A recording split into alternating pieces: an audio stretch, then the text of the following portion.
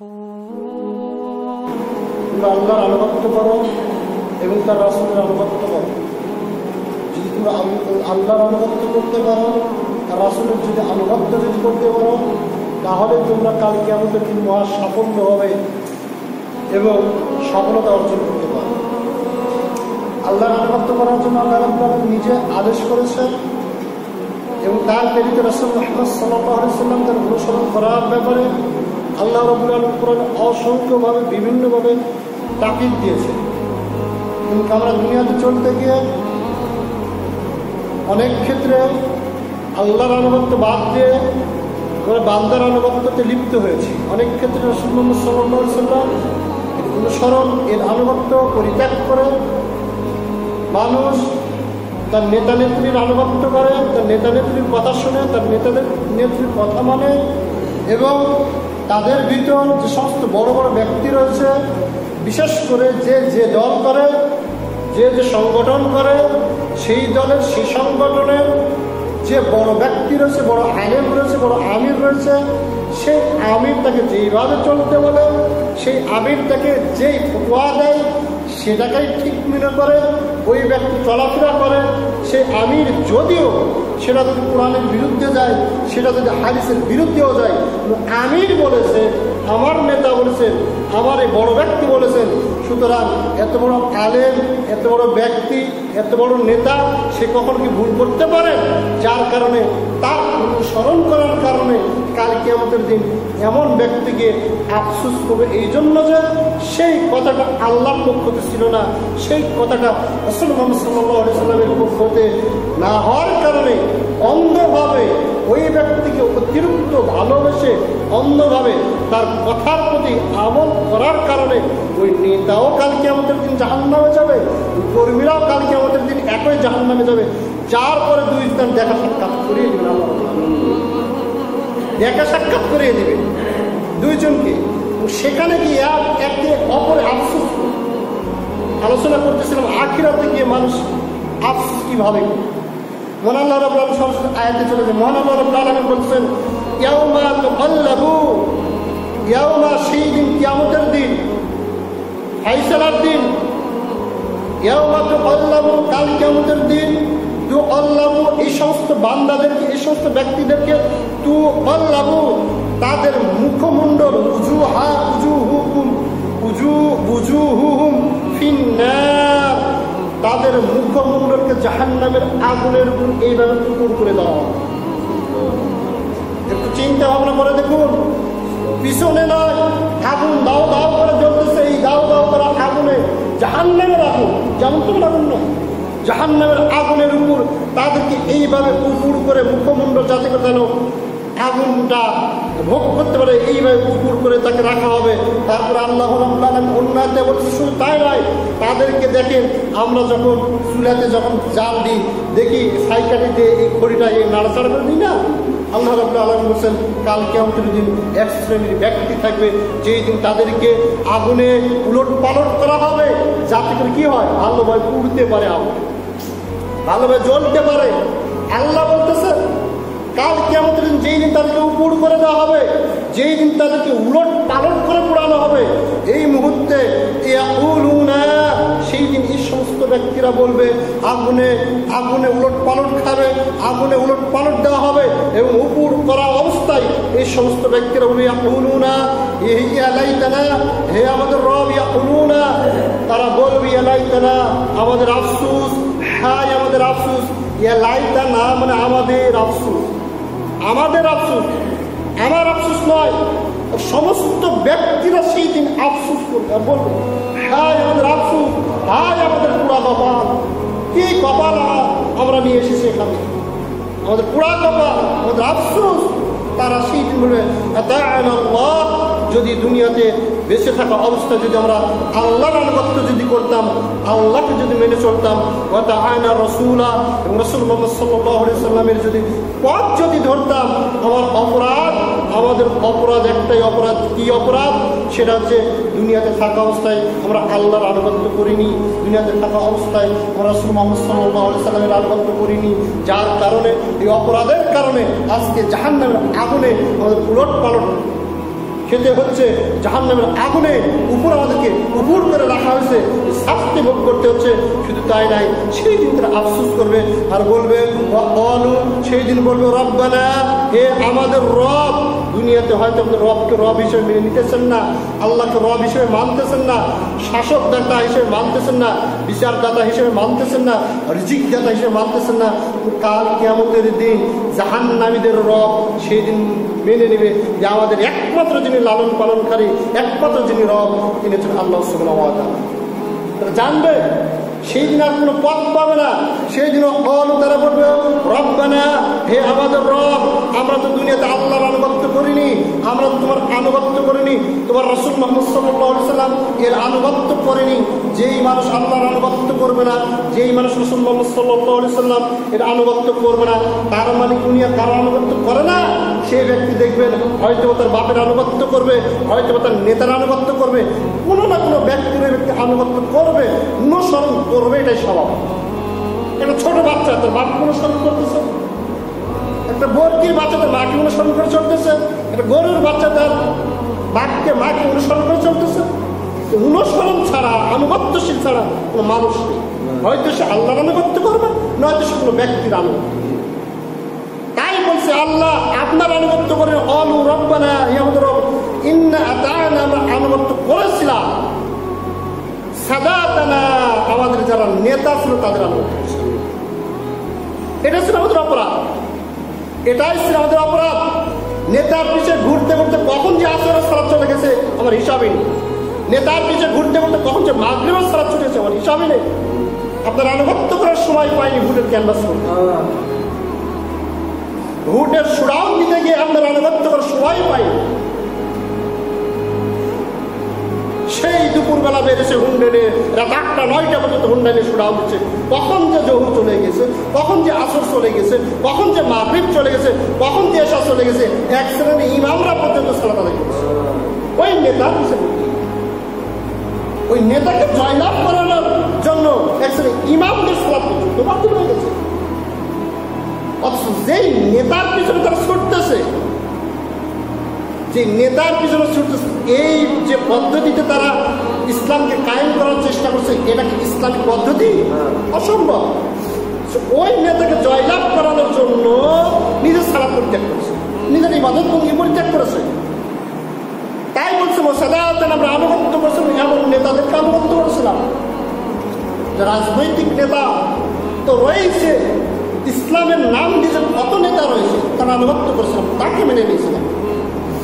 আমার নেতা বলেছিল, খুব বড় বাপের নেতা, খুব বড় আলেম, বড় মুহাদ্দিস, তারা বলছেন ভোট দাও জান্নাতে পাই। এই যে নেতাকে মেনেছিলাম, আমি তো কোরআন পড়তে পারি না, আমি তো কোরআন জানি না, আমার নেতা বলছেন ভোট দিয়ে জান্নাত পাওয়া যায়। যার কারণে আমি তার কথা শুনেছিলাম, এই আমার রব, রব্বানা, আমাদের রব। আমরা আনুগত্য করেছিলাম, সাদাতানা, আমাদের নেতাকে আনুগত্য করেছিলাম, তাকে মেনে নিয়েছিলাম। আমি মনে করতাম সে কোরআনের হাফেজ, আমি মনে করতাম সে বড় আলেম, সে ইসলাম বুঝে, সে ইসলাম অনুযায়ী চলে। আর সেই বলেছিল যে ভোট দিলে জান্নাত পাওয়া যায়, সেই বলেছিল ভোটের বিনিময়ে যত নেক কাজ, সমস্ত নেক কাজ আমার আমলনামায় লিপিবদ্ধ করা হবে। আর সেই বলেছিল এই সমস্ত কথা, হে আল্লাহ, হে আল্লাহ, আমি তো বুঝতে পারি না আল্লাহ, এই নেতাকে আমি অন্ধভাবে অনুসরণ করেছিলাম। এরকম কত রয়েছে। ইমাম আবু হানিফা রহমতুল্লাহ আলাই, ইমাম শাফি রহমতুল্লাহ আলাই, বলেন তো ইমাম আবু হানিফা কাকে অনুসরণ করছেন? এবং নবী মুহাম্মদ সাল্লাল্লাহু আলাইহি সাল্লাম। ইমাম আবু হানিফা অনুসরণ করতে মুহাম্মদ সাল্লাল্লাহু আলাইহি সাল্লামকে, আর আমরা অনুসরণ করছি ইমাম আবু হানিফা রহমতুল্লাহ আলাই। ওই নেতা অনুসরণ করছে কাকে? মুহাম্মদ সাল্লাল্লাহু আলাইহি সাল্লামকে। আমরা তার নাম করে মাযহাব মানা ফরজ মনে করে, যেটা কোরআনে নেই, যেটা হাদিসে নেই, ইমাম আবু হানিফা অনুসরণ করলেন মুহাম্মদ সাল্লাল্লাহু আলাইহি সাল্লামকে, আর আমরা অনুসরণ করতেছি অন্ধভাবে ইমাম আবু হানিফা। সাদা তারা ওরা নেতাকে অনুসরণ করেছে।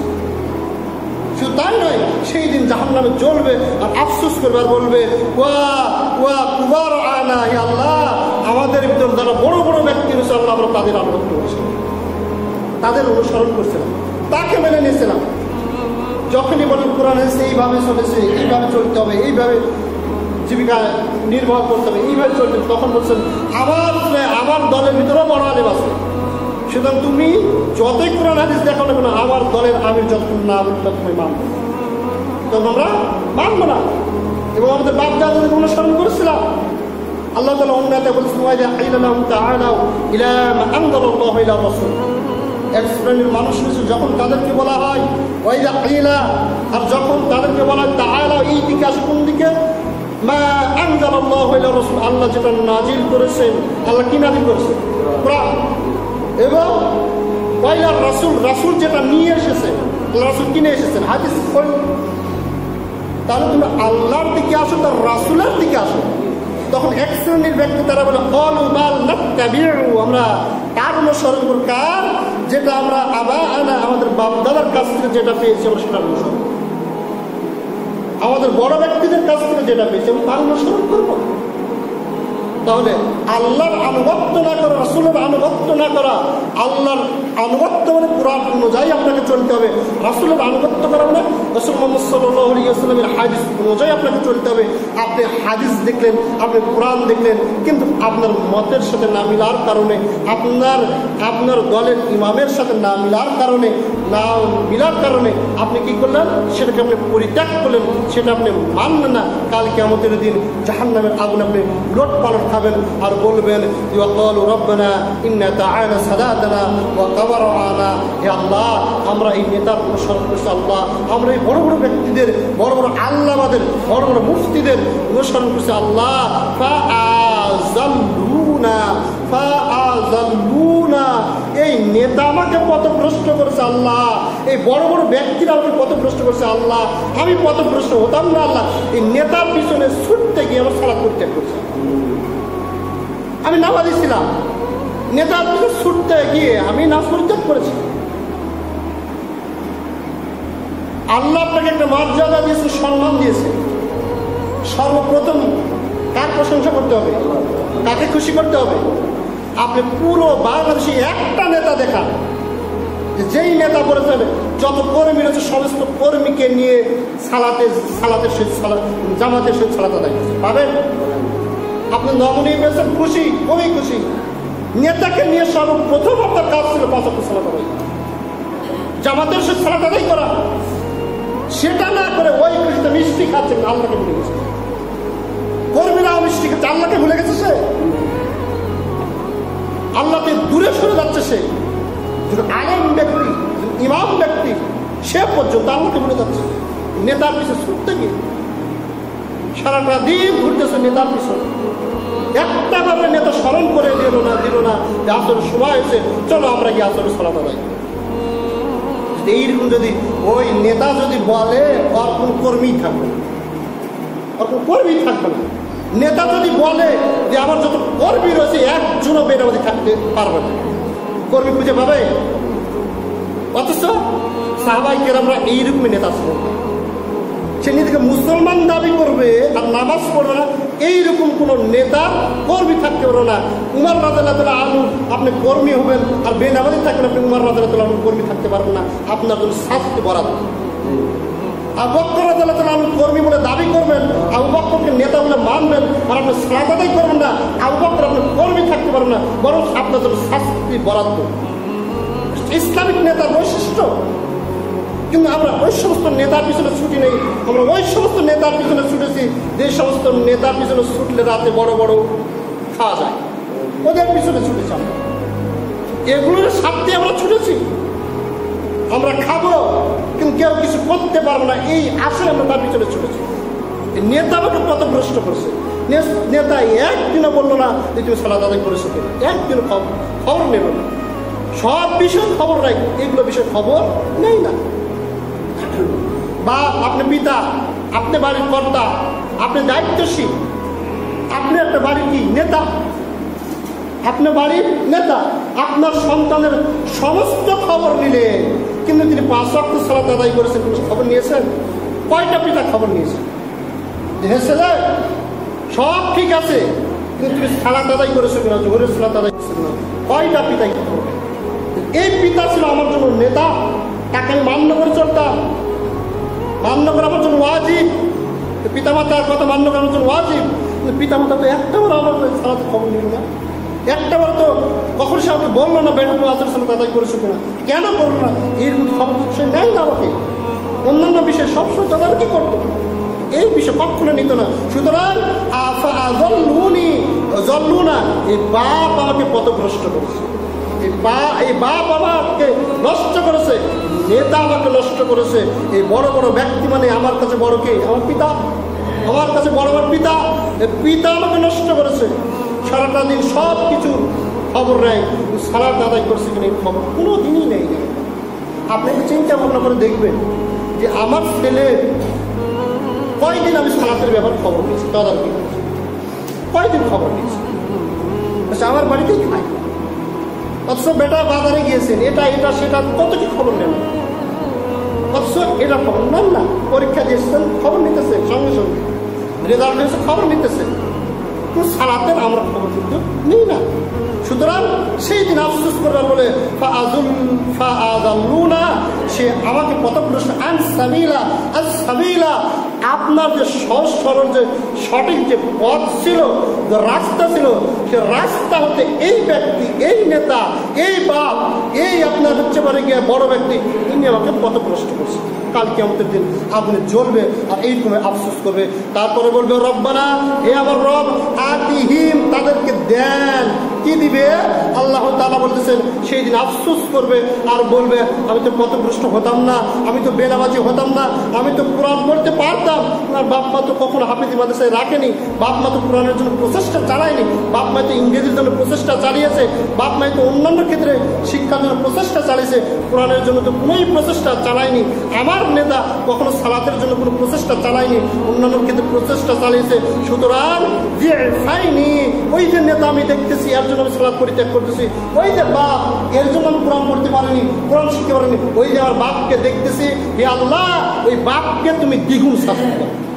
সন্তান বলবে, এই সমস্ত কর্মীরা বলবে, এই সমস্ত ব্যক্তিরা বলবে যে আল্লাহ ওই যে নেতা, ওই নেতাকে আমি অনুসরণ করছিলাম আল্লাহ, ওই যে বাপ, ওই বাপের আনুগত্য করেছিলাম আল্লাহ, ওই বাপের কারণে আজ আমি কি পথভ্রষ্ট, ওই বাপের কারণে আজকে আমি জাহান্নামে জ্বলতেছি। সুতরাং আল্লাহ ওই বাপকে তুমি দ্বিগুণ শাস্তি দাও আল্লাহ, ওই নেতাকে তুমি দ্বিগুণ শাস্তি দাও আল্লাহ। ওই যে বড় আলেম বলেছিল ভোট দিলে জান্নাত পাওয়া যায়, আমি তো ভোট দিয়েছি আল্লাহ, ওই আলেমকে আগে দ্বিগুণ শাস্তি দাও আল্লাহ। এই বিষয়ে আফসোস করবে আর বলবে, আল্লাহকে বলতেছে রব্বানা আতিহিম যিফাইনি, আল্লাহ তুমি তাদেরকে দ্বিগুণ শাস্তি দেন, মিন আযাব, আপনার আযাব হতে, আপনাদের জাহান্নামের শাস্তি হতে তাদেরকে দ্বিগুণ শাস্তি দেন। এবং লাআনাল কাবীর, কাবীর মানে কি? বড়, সগীর মানে ছোট, তত বড় বড় আপনার লানত রয়েছে আল্লাহ, এই সমস্ত লানত ওই নেতাকে দেন, এই সমস্ত লানত ওই বাপকে দেন, এই সমস্ত লানত এই সমস্ত ব্যক্তিদেরকে দেন যাদের মাধ্যমে আমি পথভ্রষ্ট হয়েছি।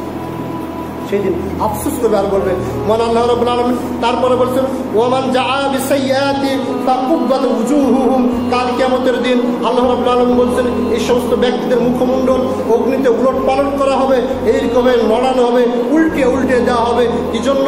তাদের অপরাধের কারণে, তাদের পাপের কারণে সেই দিন উলট পালট করা হবে।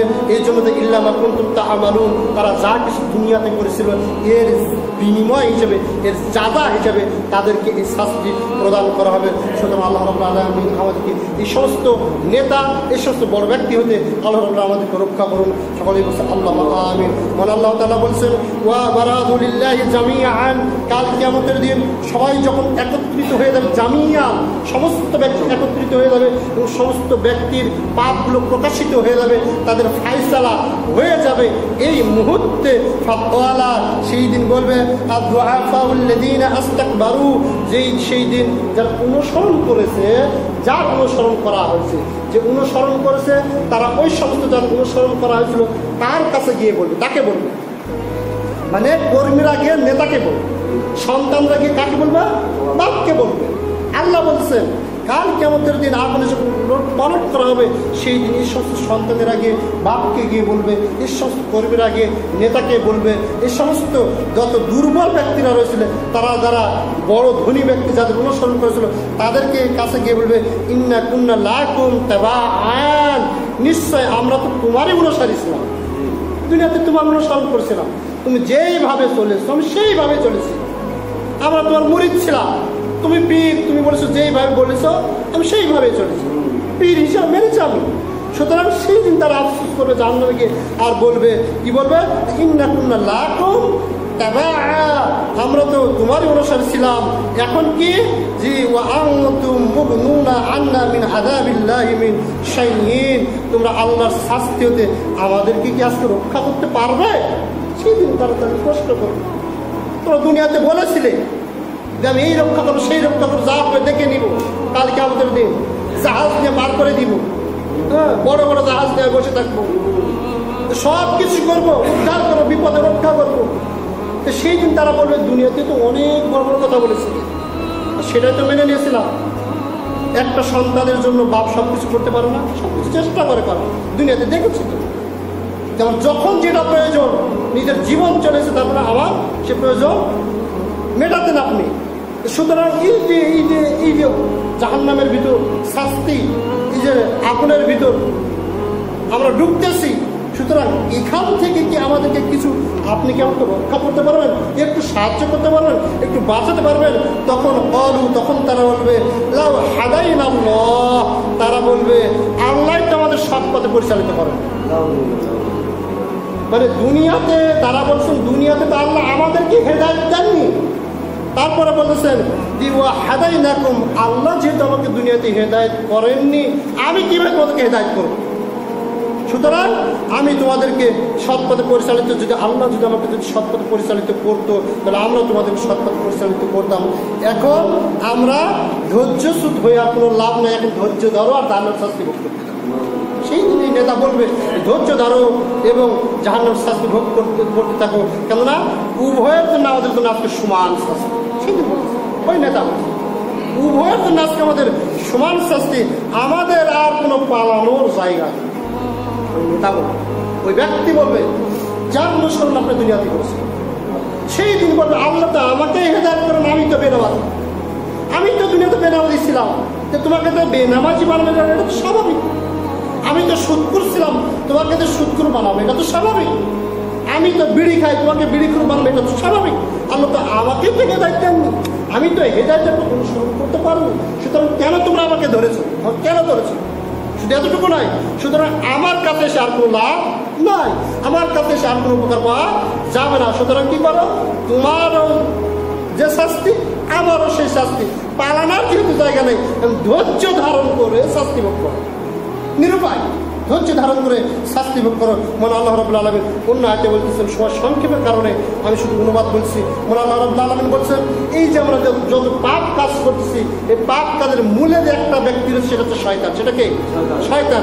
সেদিন শয়তানও বলবে কথা, কিন্তু শয়তানের কথা বলে আল্লাহ তাআলা বলতেছেন ওয়াকারা শাইতানু লাম্মা কুদিয়া, আর যখন বিচারের কাজ সম্পাদন হয়ে যাবে, ফায়সালা যখন শেষ হয়ে যাবে, তখন শয়তান বলবে, শয়তান কিন্তু মানুষের ভিতর থেকে হয়, শয়তান আবার জিনদের মধ্য থেকেও হয়।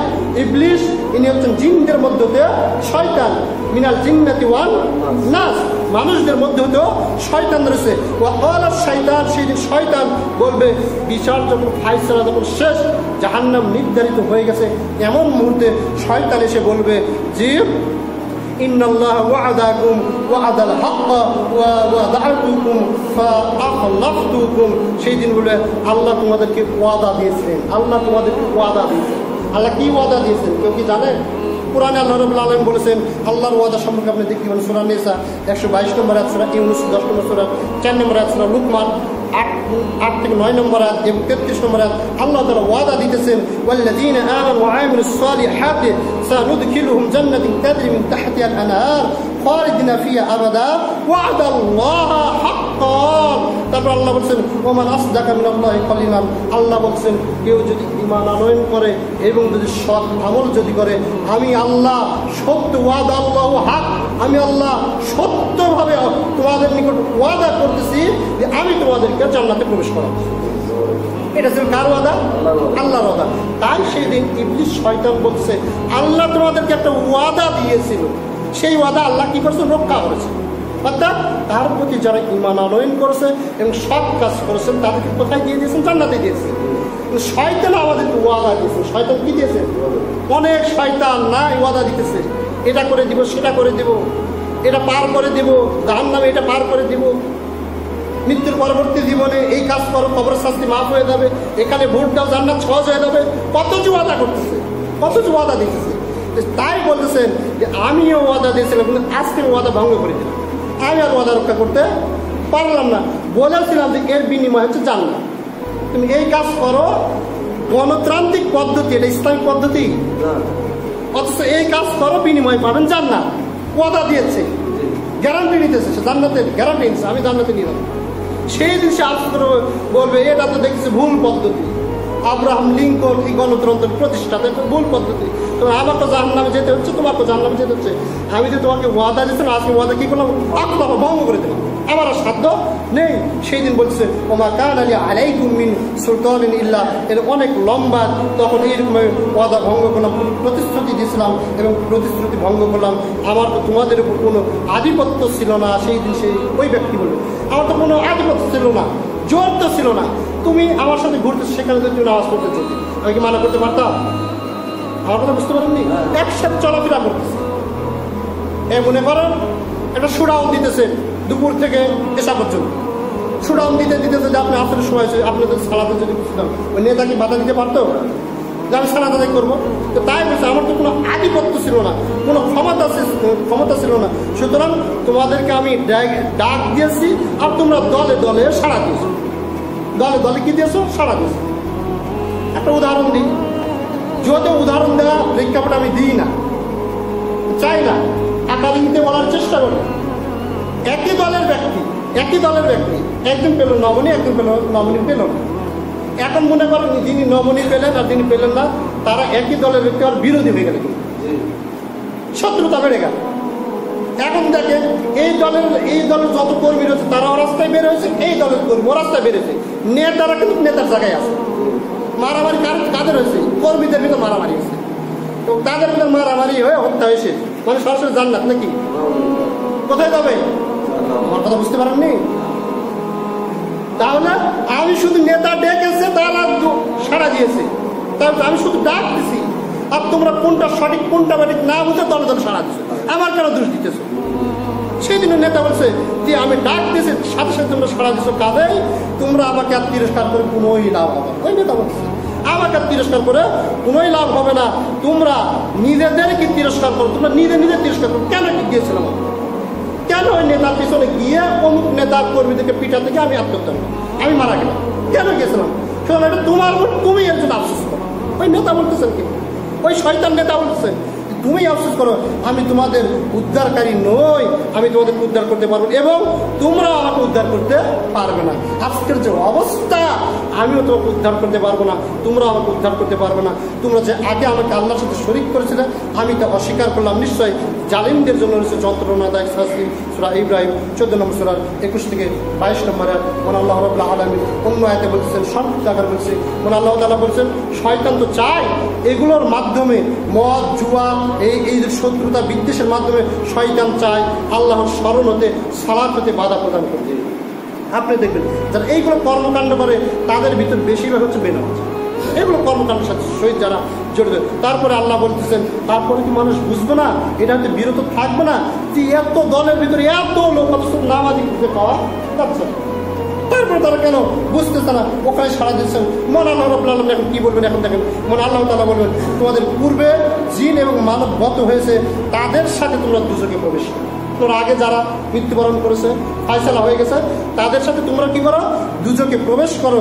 যখনই কোনো দল তাতে প্রবেশ করবে, তখনই অপর দলকে তারা অভিসম্বাদ করতে থাকবে। এই জন্য ওই চিনতে পারবে আমি ওই দলের নেতা ছিলাম, কর্মী ছিলাম, উনি ওই দলের নেতা এবং কর্মী, তারা চিনতে পারবে।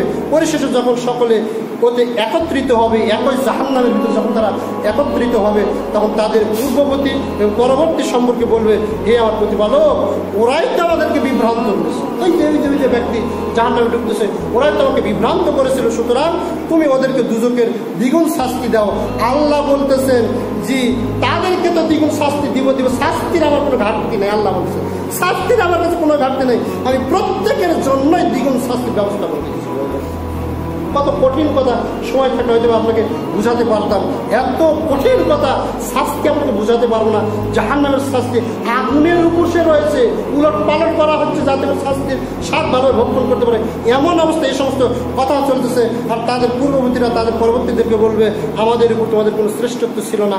মানে সেই দিন যার প্রতি আপনি দোষারোপ করেন না কেন, সে তার গায়ে আর রাখবে না, বলবে যে এটা আমার জন্য নয়, তোমার জন্য তুমি তিরস্কৃত, তোমার জন্য তুমি আফসোস করো, আমাকে কেন এসব জড়াচ্ছ, কেন জড়ায় আবার দ্বিগুণ শাস্তি কামনা করছো, এইভাবে তারা বলবে। সুতরাং তোমরা নিজেদের কৃত্যকর্মের ফল তোমরা নিজেরাই ভোগ করতে থাকো। সূরা আরাফ 38 থেকে 39 নম্বর আয়াত মহান আল্লাহ রাব্বুল আলামিন অন্য আয়াতে বলতেছেন যে মহান আল্লাহ তাআলা বলছেন, আর যদি তুমি দেখতে যখন সীমালঙ্ঘনকারীদেরকে তাদের প্রতিপালকের সম্মুখে দণ্ডায়মান করা হবে, তখন তারা পরস্পরকে দোষারোপ করতে থাকবে, একে অপরকে দোষারোপ করতে থাকবে। তারা দুর্বল যারা অনুসারী যারা ছিল, তারা তার যার অনুসরণ করা ছিল তাদেরকে দেখে বলবে তোমরা না থাকলে আমরা মুমিনদের অন্তর্ভুক্ত হতাম, তোমাদের কারণেই আমরা কিন্তু পাপিষ্ঠ হয়েছি, এই দুজকের অন্তর্ভুক্ত হয়েছি, তোমাদের কারণে আমরা কি হয়েছি, পথভ্রষ্ট হয়েছি, তোমরা না থাকলে আমরা মুমিনদের কি হতাম, অন্তর্ভুক্ত হতাম। এইরকম একে অপরের প্রতি দোষারোপ করতে থাকবে। আর যারা দাম্ভিক, যারা মানে যাদের অনুসরণ করা হয়েছিল, তারা আবার সেই দিন বলবে যে আমরা কি তোমাদের কাছে সৎপথের উপদেশ আসার পর তা গ্রহণ করতে তোমাদের কি বাধা দিয়েছিলাম?